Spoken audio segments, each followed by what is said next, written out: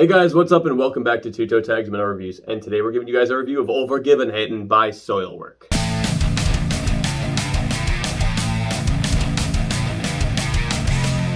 So we've listened to this album non-stop throughout the week, and I'm gonna say that I enjoyed it quite a bit. I mean, you know, in our first impression of it, I said, wow, this album is kick-ass. Wow, like it's amazing on a first listen. And you used the word epic. I did. Guys, if I describing it in one word, I used the word epic. Would I still use that word today? Yes, because this album, just from the intro, it builds up so much, like with this acoustic sound, and then it just busts the wall down, and it just does not let up. And I feel like it's got such a good balance of softer parts and heavier parts, and it goes back and forth between that. And I'm like, wow, like it's a roller coaster of stuff going on. You got this sick, like, anthem kind of chorus that's just kick-ass that you want to sing, and then you got this wicked blast beat directly after with some awesome guttural scream, like, immediately after. And the album is full of that kind of stuff, and I loved that. Like, it's just, whoa, pulling you in all these directions in a good way. So I think it's very well paced in that regard as well. There's a track, I think, around the middle, which is just like, I guess, kind of guitar noodling a little bit. It's just an interlude, but it works. And I think... Track 7 you're talking about? I think so. Morgan Gava Stormfagel? Yes. An effective interlude. And it's funny considering that the album we just reviewed previously, Arch Enemy, has an interlude that doesn't really work. Mm-hmm. This is an interlude that does work, and I feel like it's a good example of how to make it work, especially with the pacing of this album. You know, like you get that break, and then right after, you got Death, I Hear You Calling, which is a sick banger song. Love that one. And I feel like it's the kind of album where you could put on any song and hear something cool about it. You know, just press shuffle. Oh yeah, this is the song where that happened. Ooh, this is the song with that riff. This is the song with that, you know, melody. And I like that a lot. I don't know, you probably didn't make this connection because you're not as connected to the album as I am, but the intro to Nous sommes la guerre sounds like Morphogenesis by Scar Symmetry, which is from the album they reviewed, so you have heard the song. But when I heard it, I'm like, wow, that sounds a lot like the intro to Morphogenesis, and I didn't think it was, you know, a detriment or anything. It just reminded me of a song I love from an album I love, so I'm like, oh yeah, cool, there's that connection there. But it's not like a carbon copy or anything. What's also kind of interesting though, the verse groove on the drums sounds a lot like the verse groove on the drums from L'Enfant Sauvage, like the title track by Gojira. Okay. And I thought that was pretty cool as well. I'm like, oh, okay, that's kind of neat. It's got like, you know, a similar drum groove here in the verses. Cool, neat. That song, great. Honestly, like the tracks that really stand out to me, and there's a lot of them, the first 3 tracks, Is It In Your Darkness, Death I Hear You Calling, Dreams of Nowhere, and the last 3 tracks. Like, there's just so much of this album that really stood out to me. Death I Hear You Calling is a perfect example of a fun, singable chorus. You know, every time you hear it, like, yeah, this is kick-ass. The falsetto he hits when he says no time to die, so good. And it's such a good example of how good the vocal performance is on this album. Like, this guy's got incredible range everywhere. So good. What did you think? You know what, I agree with a lot of what you said. I didn't catch the Gojira or Scar Symmetry sound references, but that's okay. But one thing I find interesting about that song, which is track number 2 we're talking about, right? Nous sommes la guerre. I thought that this sounded like a Mushroomhead song. Other than the chorus, I was listening to like more like a modern Mushroomhead song. I kept getting that vibe from it. So that's weird that this one song reminded us of 3 different bands, all with 3 pretty distinct styles too. So that's interesting. I did also notice a lot of interesting things throughout this album that I liked. Electric Again, track number 3. This song has a violin solo in it, which is very nice, and it's followed by a guitar solo, which is also very nice. Just stuff you don't hear very often, tends to stand out when you're listening to it. It's very pleasant. Is It In Your Darkness also is a great song, and the chorus, again, yes, it has a really nice ring to it. It's got that catchiness to it that, you know, it sticks with you in a good way. Every time I just hear the phrase, "Is it in your darkness?" I can hear the song when he says it, and it's just like, yeah, this is sick as hell. Exactly. The one interlude you talked about, track number 7, again, very easy little interlude. Does its job. It's a perfect little thing.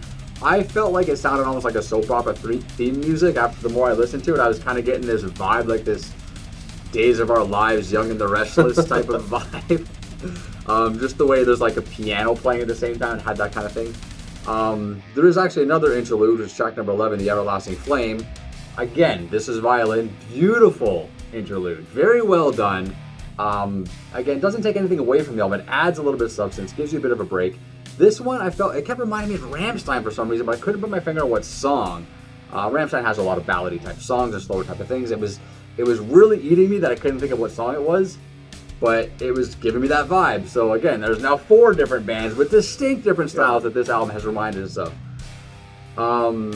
You mentioned the vocals, so let's talk about vocals a little bit. I feel like there's a few spots on this album where they do falsettos, which you mentioned one song. Another example is the Golgata. They do a couple high, I don't know if it's quite falsetto, but it's definitely high range, hitting some notes. So a lot of people, when they're talking about vocals, it's like the deepest, the darkest, the most growly, those are the best vocals. And yeah, I like that shit. I fucking love that shit. But for me, I'm really impressed with the higher vocals. That's where the real talent is. You could probably pick any metal vocalist and they could do the deep, dark growls, but none of them, I shouldn't say none of them, but a lot of them can't do these falsettos. That's where the real talent comes in. And the thing that's particularly interesting about the falsettos on this album, or maybe this band, we're not that familiar with this band, so we're a little bit, green on them. But it sounds like he's straining to hit them. I found he sounded like he was straining, but I liked it. That makes it feel natural. It's not like he wasn't hitting it. He was still hitting it, but it felt like he was really digging deep to get there. And I love that. It felt like work was being put in, and I appreciate that.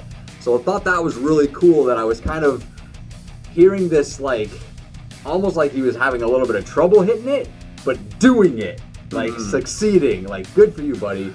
Put it in there. Even if you're not comfortable with it, you fucking do it and you nail it. Really good. On the Wings, I'm going to talk about my favorite song in a second, but On the Wings of a God Up Through Flaming Streets of Rain. Title of that song is just badass for one. This is the last song on the album.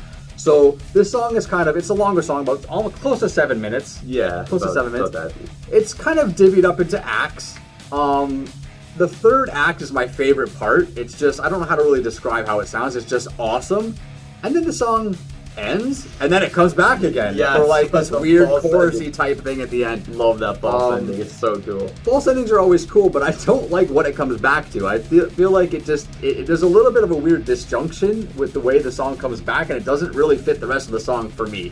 Thought it was weird, but the 1/3 act is fucking awesome, and I love that. I feel like the false ending is just kind of like one last crazy thing to kick your ass before the end, because the album's crazy the whole way through. Just done in a weird way. Just at the very end of the album, oh yeah, it's over. No, it's not. Here's a little bit more, and now it's done, Yeah, so with all that said, just last couple points here. My favorite song of the album was actually track number 9, This Godless Universe. I love the way the song starts. It has a really cool drum roll at the beginning, which sounds to me almost like a blast beaty type of roll, like he's blast beating on the toms as he's hitting the hi-hat, or something like that.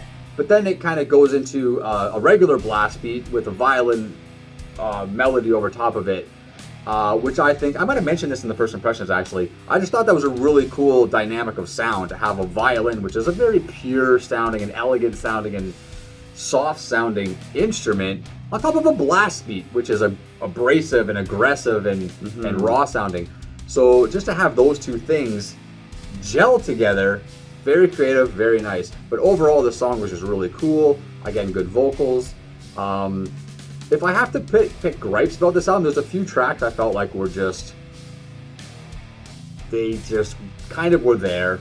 There's a few tracks like that, which will hurt my score a little bit. You want to know those songs? Valley of Gloam, Vultures. I know you said you like Dreams of Nowhere, and it's not a bad song, but it kind of just blends in. And Harvest Spine, same thing. All these are good songs, but I couldn't really find anything that I liked specifically about them, so they're all kind of just average songs. Yeah, I just still think Dreams of Nowhere sounds like it could be from a Guilty Gear game. Like, for real. If I knew, then I could agree, but I don't. Anyway, okay, well, with that being said, what do you rate this album? Okay, this is a hard one for me. It really is. I enjoyed the album throughout the week. But like I said, there's some songs on here that just didn't quite hit the mark, but there's some that really did. And I'm trying to think, actually, I don't think I put any song in my playlist, to be honest. And I'm wondering why I didn't. Now that's making me question. You know what? You go first. I got to think about this. Okay, well, I think from front to back, this album is crazy, and I think it has so much variety to it. It has super stand-up performances from everyone involved. Like, we talked about vocals, we talked about cool drumming stuff. The guitar work is great, the riffs are great. Like, it's super well performed. There's so many memorable moments and songs. It's just super kick-ass from start to finish. It gets my toe tag. Yeah, you know what? I needed to hear what you were gonna say. Honestly, it helps sometimes when you're this conflicted. It does. And it's not that I don't like it. It's just that in order to give a toe tag, I have to think it's special. But a lot of times, if you guys watch this channel or know how I rate things, sometimes I put my own feelings aside and I try to rate it for you. And like, is this really a stellar album? You know what? It is. It's gonna get a toe tag. It has to, because there's nothing wrong with this album. There's a lot of fun stuff here. There's diversity, which is something we're always looking for in music. It's not stale in any way. There's talent here. It's good, man. It's just straightforward, good stuff. Well, there you have it. 2 toe tags for Övergivenheten by Soilwork. I guess it's the first time covering this band on the channel, so for a first album, getting 2 toe tags, that's pretty big. Not bad. Anyway, guys, that's all we got for you today. So remember to like this video if you liked it, and tell us in the comments below, what do you think of this album a week after its release? We'd love to hear what you guys have to say. Subscribe if you guys are new to the channel. I'm TV Fish. Found by myself. And keep the horns up.